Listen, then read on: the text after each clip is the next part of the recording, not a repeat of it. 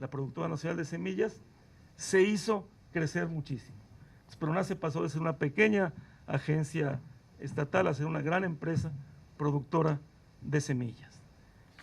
El otro factor fue la fertilización, con apoyo desde luego de Pemex y de una empresa estatal, Fertimex, ambas extintas, desaparecidas de repente. Y desde luego el precio de garantía. El precio de garantía era un estímulo de un solo tiro. La idea era dar rápidamente un estímulo vía precio, pero después que el paquete tecnológico fuese el que condujera la expansión de la producción. Aquí debo decir, porque está aquí presente el maestro Ibarra, si el maestro Ibarra no me echa la mano ahí en el gabinete, aprovechando el precio de garantía, no hay precio de garantía remunerativo, porque este se había desgastado por años y años. Y fue un precio remunerativo, fue una señal de que se iba en serio en esta alianza gobierno-campesinos para detonar la productividad. Y otra cosa interesante que fue innovadora, y de las pocas cosas que subsisten, aunque subsisten de una manera muy distinta, es que se compartió el riesgo. No es un seguro, es compartir el riesgo. Si tú, campesino, adoptas el paquete tecnológico, como hay en este país temporaleros riesgos, yo corro el riesgo contigo, me asocio contigo en el riesgo. Eso fue muy interesante en zonas tipo Zacatecas, Durangos, etcétera, etcétera, donde el riesgo es mayor. Y desde luego, un trabajo intenso con CONASUPO, que desde luego ya existía, pero CONASUPO fue fundamental en la visión sistémica de cadena y sobre todo DICONSA en poder llevar subsidios por la vía de alimentos subsidiados, insumos, etcétera, etcétera. Sin DICONSA y sin CONASUPO, toda la parte de distribución de la cadena alimentaria se hubiese quedado trunca. Eso fue lo que estuvo bien. ¿Qué estuvo mal? Primero, que fue un proyecto de arriba a abajo. Fue un proyecto que trabajó en una pequeña oficina de la Presidencia de la República. Eso da ventajas y muchas desventajas, porque uno puede tener la capacidad operativa de supervisarlo todo. Otro problema que tuvimos es el eterno tema de la población objetivo. Hicimos una población objetivo con la tecnología de entonces, que no teníamos sistemas de información geográfica tan sofisticados, ni tan buenos mapas, etcétera, etcétera, bastante universal, y hubo de inmediato captura de subsidios por productores grandes. Eso es cierto, es lamentable, pero debo decir que tampoco cuando se quiso corregir esa forma de subsidiar, se logró. La captura se volvió a dar y se sigue dando hoy en día. Gran tema para los diseños de políticas públicas actuales. Otro tema que no estuvo bien fue que la burocracia se apropió, una gran burocracia se apropió de muchas cosas del programa y lo hicieron a veces mucho a su modo, y eso es lamentable. Otro tema que no estuvo bien, no teníamos un diseño macro que enfrentar a los sesgos antiagrícolas de aquellos años. Había un sesgo urbano clarísimo que penalizaba desde luego a la agricultura, no teníamos los elementos para contrarrestarlo. Me acuerdo cuando se nos decía que subsidiábamos muchísimo, yo contestaba, tenía los datos, ahora ya no los tengo a la mano, que el subsidio era menor al subsidio de la gasolina en el Distrito Federal. Todo el subsidio que otorgábamos, sí, otorgábamos subsidio con mucho gusto además, pero ese era menor que el subsidio a las gasolinas. Otro sesgo macro que no teníamos forma de contrarrestar era el tipo de cambio sobrevaluado, que fue un duro impuesto a la agricultura de aquellos años. Y desde luego, las tasas de inflación, que eran altas y también nos castigaban muchísimo. Entonces, eso es un poco lo que yo llamo el interludio del SAM. Cuando termina el SAM, había que seguir respondiendo a la crisis, porque volvió desnuda la crisis. En la época del presidente de la Madrid, la verdad no pasaron cosas muy innovadoras, pero empezó la desregulación y entramos al GATT y empezó lentamente el desmantelamiento del aparato burocrático en apoyo a la agricultura. Las reformas importantes vinieron con los dos siguientes gobiernos, del gobierno del presidente Salinas y en mucho menor medida del presidente Zedillo. me voy a referir más a las reformas del presidente Salinas, porque fueron de más calado, pero no hay que olvidar que el presidente Zedillo hizo dos reformas interesantes. Primero, la Alianza para el Campo, que tiene muchas cosas positivas y que rescató muchas cosas anteriores. Desgraciadamente, la Alianza para el Campo no tuvo fuerza, no tuvo capacidad presupuestal y se disolvió. Y desde luego el programa Progresa, del cual me tengo que referir después porque es muy importante. Las reformas del presidente Salinas fueron amplias y de gran calado. Ahí sí empieza la clausura masiva de instituciones como Pronace, Fertimex, Conasupo, que en realidad termina en el gobierno del presidente Zedillo, pero empieza Conasupo a ser desmantelada en esa administración. Entonces, hay desregulación, desmantelamiento de instituciones estatales y el TLC. El TLC, con todo lo que produjo, tuvo una consecuencia muy importante, que fue generar un grupo agroexportador eficiente, sobre todo en el Pacífico Norte de nuestro país, muy vinculado ya a la lógica del mercado de América del Norte, mismo que sobrevive, desde luego, pujante, poderoso y eficiente. Es un pequeño grupo de productores agroexportadores que tuvieron mucho éxito en la época o a partir del TLC. Me refiero sobre todo a hortalizas, frutas, etcétera, etcétera. Y la más importante, Sinaloa y Sonora sobre todo, pero no nada más, también Jalisco, inclusive partes del Bajío. Se hace el programa Procampo, que era un programa compensatorio, muy interesante el Procampo, porque el Procampo tiene alguna virtud que hay que tomar en cuenta. Llega mucho y llega muy lejos. Por primera vez, muchos pequeños productores tienen el subsidio directo del Procampo. El Procampo es indiferente a qué se cultiva o a la productividad y se aboca sobre todo a la superficie. Sin embargo, el Procampo también tiene problemas de fugas y de capturas del subsidio por grupos más grandes. Está muy estudiado en un trabajo de un señor Scott, que yo no conozco, que trabaja en el CIDE. Y yo leí su espléndido trabajo sobre cómo los subsidios vuelven a ser muy regresivos y son capturados por grupos más importantes. Pero el Procampo tiene partes positivas que habría que tratar de preservar, porque más ya está muy enraizado. Su padrón, ya está muy obsoleto, está muy agujerado, hay algunos narcos ahí, hay muchos muertos ahí, hay que rehacer el padrón del Procampo, pero el poder llegar a muchos productores pequeños es una cualidad que no hay que desmerecer. Luego viene Acerca, donde hay muchas polémicas, porque se colocan quizá más subsidios en la comercialización que en otras cosas. Y ahí hay muchos problemas. Y de nuevo, hay una captura del Estado en términos de los subsidios. Pero la más importante reforma y la que genera más perplejidad es la reforma al artículo 27 de la Constitución, que tuvo algunas cosas positivas, porque seguir ad infinitum repartiendo una tierra que ya no existía era entregar promesas sin sentido.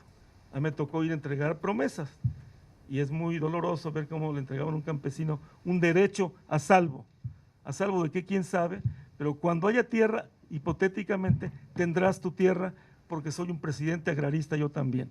No, esa fue una mala herencia de Cárdenas y estuvo bien que eso terminara como un proceso abierto, indefinido. Por otro lado, está el Procede, y el Procede logró cosas muy interesantes a las cuales me voy a referir ahorita. Sin embargo, ¿qué pasó con las reformas? Con las reformas de Salinas, pero también las de la Madrid, pasó muy poco. Lo que pasó fue que pasó muy poco. Siguió la crisis, siguió el crecimiento exiguo, se siguieron reforzando los grupos más modernos, más competitivos, que fueron capaces de responder a los estímulos que generaba el Telecán, nada más. Pero se siguió fragmentando la tierra. Solo un 3% de la tierra pasó a dominio pleno y fueron casi siempre zonas urbanas, periurbanas o turísticas. No se generó un mercado de tierras, no pasó. Se siguió fragmentando la propiedad y hoy entre el 70 y el 80% de la tierra son pequeños minifundios entre 1 y 2 hectáreas. Eso es muy serio y es muy notable. Entonces el modelo bimodal se subraya, se acentúa en vez de terminarse. Y sobre todo, sigue una desaceleración secular del sector agropecuario. Si vemos el crecimiento, y ahí está el trabajo que hice, sexenio tras sexenio, la tasa va cayendo, ya el sexenio anterior es de menos de 0,5%, solo tan baja como el sexenio 82-88 por la crisis. Se va cayendo la producción, aunque hay un grupo muy moderno que funciona muy bien. Cuando uno ve la agricultura mexicana en el comparativo mundial, ya es muy grande, es la 8ª o 10ª del mundo, pero es por el tamaño del país. Sin embargo, su tasa de crecimiento es anémica y disminuye.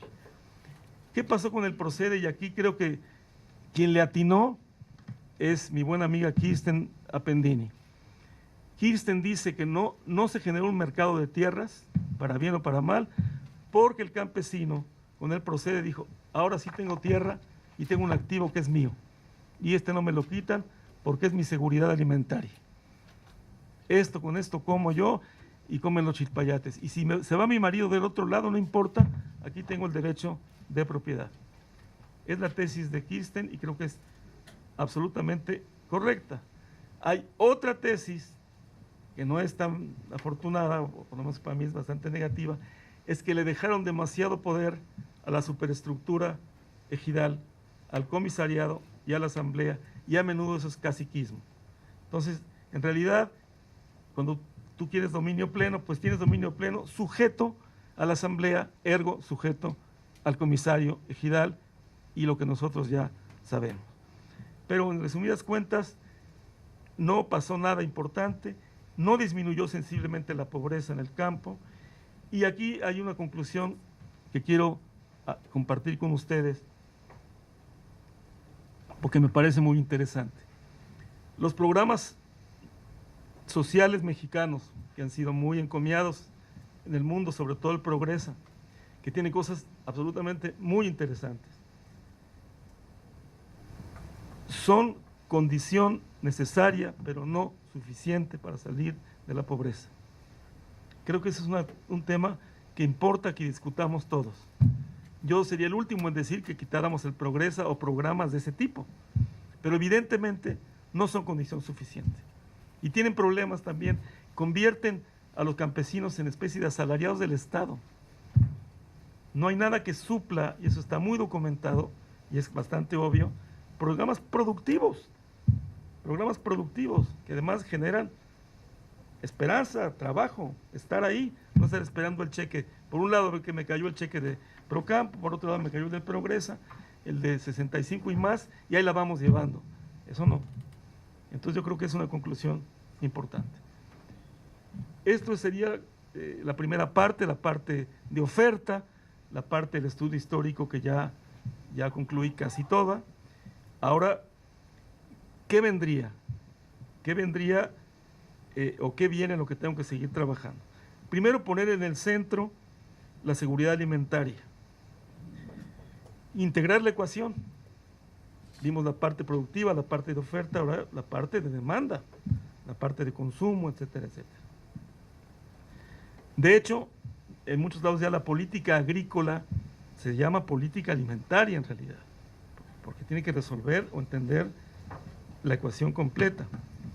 El concepto de seguridad alimentaria, por cierto, es posterior al SAM. En el SAM no la usábamos autosuficiencia, y por eso fuimos muy castigados por algunos economistas que nos llamaban ineficientes por querer producir mucho más maíz en México, si se podía traer de Iowa mucho más barato en el barco a Tampico, a Veracruz, pero mucho más caro la sierra de Zongolica, ¿o no? Entonces, el tema de que es más barato traerlo de Iowa y eres ineficiente porque quieres producirlo acá, hay que verlo con cuidado, porque si quieres distribuir maíz y meter el maíz a la enormidad y complejidad de México, las cosas cambian. Aún así, el concepto de seguridad alimentaria, concepto poderoso, empieza más o menos, Margarita lo conoce mucho más que yo, por ahí de los años 80, nace en la FAO, pero el padre intelectual es Amartya Sen. Es absolutamente Amartya Sen con su estudio de las hambrunas y las capacidades, que Javier correctamente llama prerrogativas, y es lo que debe de ser. Son prerrogativas y capacidades. ¿Cómo se define la seguridad alimentaria? Como la capacidad de proveer de manera suficiente y sostenida alimentación adecuada a la población. Esta definición tan sencilla se puede amplificar mucho. Es una capacidad de las personas, de las familias o de los gobiernos de proveer de manera suficiente y sostenida alimentación y nutrición a la población. Habla de disponibilidad, lo que se trataba de hacer con el SAM. Habla de acceso, un término muy de Sen. Sí hay, pero hay acceso. Hay la prerrogativa acceder a, ahí es donde se convierte en un muy interesante concepto para políticas públicas. Y necesidades. Se puede expresar en forma de probabilidades, de coeficientes, se puede matematizar y expresa también un riesgo. Hay vulnerabilidad, se puede medir hacia de ciertos grupos de perder en forma permanente, transitoria o marginal o enorme su seguridad alimentaria. Entonces, la ecuación alimentaria, esta concepción de la seguridad alimentaria, nos permite hacer políticas públicas mejores que las que hacíamos más crudamente en los años 70 y 80. Una cosa que quiero comentar es que hay que empezar por la demanda o hay que empezar por las necesidades. ¿Cuántas veces lo hicimos y lo hablamos, Memo? Después, en el sistema te puedes ir ya en la cadena, producción, distribución y llegar de nuevo al consumo. ¿Cómo está la alimentación hoy? Después de muchos años de que yo trabajaba el tema, Margarita es un trabajo extraordinariamente interesante y habla de algo que está pasando en todo el mundo. Hay una transición nutricional. En general, comemos mejor en el mundo. Hay más ingesta de proteínas en general. La esperanza de vida ha aumentado, la mortalidad infantil ha disminuido. Esto es, no todo es, ni mucho menos, es negativo. El problema es que permanecen muchas zonas vulnerables de inseguridad alimentaria, de deficiente ingesta, de subnutrición. Ahora con la cruzada por el hambre, que curiosamente lo hace un ministerio y no el que produce, se rompe la ecuación ahí, calcula más o menos 8 millones de gente en vulnerabilidad alimentaria. No en hambre absoluta, sino en vulnerabilidad que va desde hambre hasta cierto grado de desnutrición. Hay desde luego grupos muy vulnerables que siguen siendo los que ya eran muy vulnerables hace 30 años. Nuestros indígenas, nuestros